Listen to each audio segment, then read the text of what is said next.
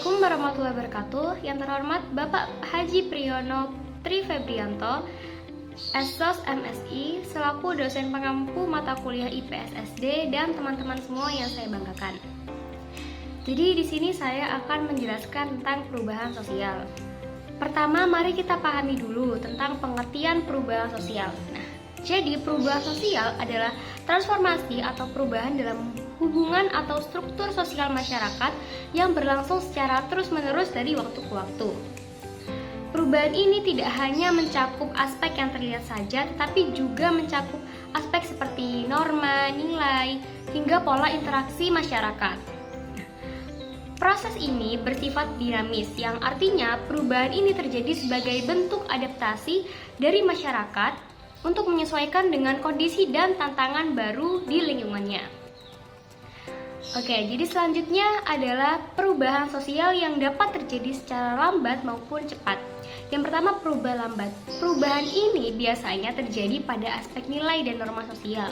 Kenapa? Karena nilai dan norma itu sudah tertanam kuat atau mengakar dalam tradisi dan kebiasaan masyarakat. Contohnya seperti perubahan sikap masyarakat terhadap peran gender dalam keluarga. Nah, seperti pada zaman dulu, perempuan tugasnya hanya di rumah mengurus rumah tangga dan laki-laki itu bekerja. Tapi dengan seiring berjalannya waktu, masyarakat mulai sadar kalau perempuan itu juga bisa bekerja. Dan yang mengurus rumah tangga itu tidak hanya perempuan saja, tetapi laki-laki juga bisa. Sedangkan perubahan yang cepat ini lebih terlihat pada bidang teknologi dan ekonomi. Perubahan ini biasanya dipicu oleh adanya inovasi dan perkembangan yang pesat. Misalnya penggunaan internet yang meluas atau globalisasi pasar. Seperti sekarang dengan adanya teknologi seperti QRIS dapat mempermudah pembayaran dengan hanya men-scan barcode saja menggunakan HP dan tidak perlu kesusahan untuk membawa uang tunai dan juga dapat meminimalkan kehilangan uang. Kemudian adalah jenis perubahan sosial yang juga bisa dibagi menjadi dua. Yang pertama yaitu perubahan yang bersifat progresif. Jadi perubahan progresif ini adalah perubahan yang membawa kemajuan sosial atau perubahan yang positif. Misalnya peningkatan kesadaran terhadap hak asasi manusia, tercapainya kesetaraan gender, dan terwujudnya keadilan sosial. Tapi sebaliknya dengan perubahan regresif. Nah, perubahan regresif yaitu perubahan yang justru membawa kepada kemunduran atau pengaruh negatif bagi masyarakat. Contohnya, ketika terjadi diskriminasi, ketidaksetaraan, dan penindasan. Jadi bisa kita simpulkan bahwa perubahan sosial ini adalah sesuatu yang pasti akan terjadi dalam kehidupan bermasyarakat. Tinggal bagaimana kita sebagai individu atau kelompok itu meresponnya. Apakah kita ingin membawa perubahan ini mengarah kepada kemajuan atau justru membawanya kepada kemunduran? Penyebab perubahan sosial. Perubahan sosial terjadi karena beberapa hal yang mempengaruhi cara masyarakat berstruktur dan berdinamika, seperti kemajuan teknologi, perubahan ekonomi, politik, budaya, dan faktor demografi. Kemajuan teknologi mengubah cara manusia berkomunikasi, bekerja, dan memenuhi kebutuhan sehari-hari, seperti perkembangan di bidang informasi, kesehatan, dan energi.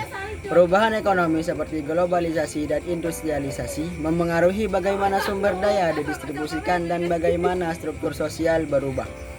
Perubahan budaya terjadi karena adanya perubahan nilai norma dan gaya hidup yang dipengaruhi oleh urbanisasi dan migrasi. Faktor demografi seperti pertumbuhan berbagai aspek sosial, ekonomi, dan politik. Mempelajari perubahan sosial sangat penting cara pengembangannya kemampuan berpikir kritis untuk bisa beradaptasi dengan perubahan tersebut. Dampak positif. Yang pertama yaitu pola pikir berkembang. Kemajuan ilmu pengetahuan dan teknologi mendorong efisiensi dalam kehidupan masyarakat, seperti kemudahan dalam akses transportasi, kemudian layanan publik, dan juga membuka lapangan pekerjaan. Yang kedua yaitu kualitas hidup meningkat. Adanya perbaikan dalam kesejahteraan diri sendiri dan masyarakat secara keseluruhan yang meliputi kesehatan yang lebih baik, kemudian pendidikan yang lebih tinggi, pendapatan yang mencukupi, serta akses terhadap layanan dasar, hubungan sosial yang memuaskan, dan juga rasa yang aman. Yang ketiga yaitu mobilitas sosial yang cepat. Perubahan sosial mendorong mobilitas sosial. Masyarakat memiliki peluang lebih besar untuk berpindah ke status sosial yang lebih tinggi, seperti melalui pendidikan ataupun pekerjaan. Dampak negatif. Yang pertama yaitu gegar budaya. Gegar budaya ini terjadi ketika masyarakat tidak siap menghadapi perubahan yang dapat menyebabkan kecemasan, kemudian ketidakpastian, hingga penolakan terhadap budaya baru. Ketertinggalan budaya. Ketertinggalan budaya muncul ketika aspek budaya non-material atau kepercayaan, nilai moral tertinggal daripada perkembangan teknologi atau budaya material. Yang ketiga yaitu disorganisasi sosial. Perubahan sosial bisa melemahkan norma dan nilai masyarakat yang menyebabkan lembaga sosial tidak menjalankan fungsinya dengan baik. Yang kelima yaitu permasalahan sosial. Ketidaksiapan dalam menghadapi perubahan dapat memicu konflik, ketimpangan sosial, pengangguran, dan kemiskinan yang mengganggu stabilitas sosial. Yang terakhir yaitu kerusakan lingkungan. Dalam perubahan sosial yang tidak terkendali juga dapat menyebabkan eksploitasi berlebihan terhadap sumber daya alam dan dapat mengakibatkan kerusakan yang ada di alam. Adaptasi terhadap perubahan sosial adalah proses penyesuaian diri individu maupun masyarakat terhadap perubahan dalam struktur sosial, norma, nilai maupun lingkungan. Intinya kita belajar menyesuaikan diri agar tetap bisa hidup selaras dengan perkembangan zaman. Contohnya masyarakat desa yang dulunya hanya bertani kini belajar usaha online untuk menyesuaikan dengan era digital.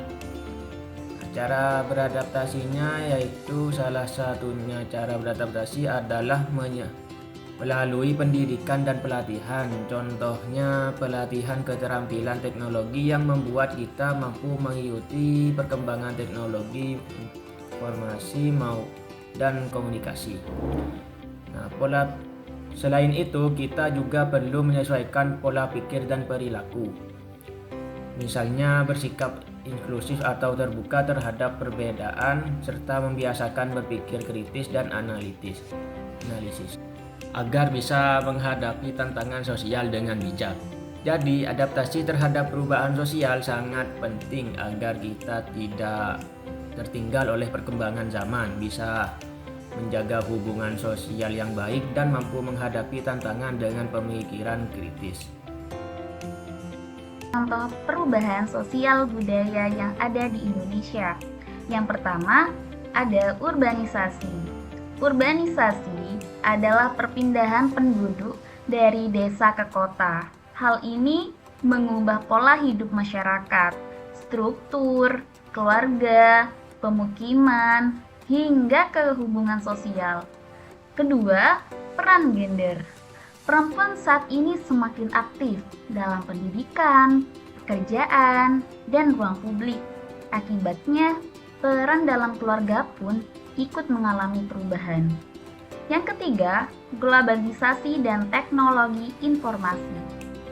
Internet, media sosial, dan digitalisasi membuat komunikasi semakin mudah, mempengaruhi gaya hidup, serta melahirkan budaya populer baru. Keempat, perubahan nilai dan norma. Masyarakat kini lebih sadar akan pentingnya pendidikan, pandangan tentang pernikahan, keluarga, identitas budaya, hingga agama juga mengalami pergeseran. Yang kelima, budaya konsumsi. Pertumbuhan ekonomi meningkatkan daya beli masyarakat. Pola konsumsi, mode, hiburan, dan gaya hidup modern semakin berkembang pesat. Yang keenam, diversifikasi agama dan budaya. Keberagaman yang ada mendorong interaksi, toleransi, serta perkembangan seni, adat, dan dialog antar umat beragama. Jadi, bisa kita simpulkan bahwa perubahan sosial budaya di Indonesia terjadi di berbagai bidang, mulai dari cara hidup, peran masyarakat, hingga interaksi antar budaya. Thank you.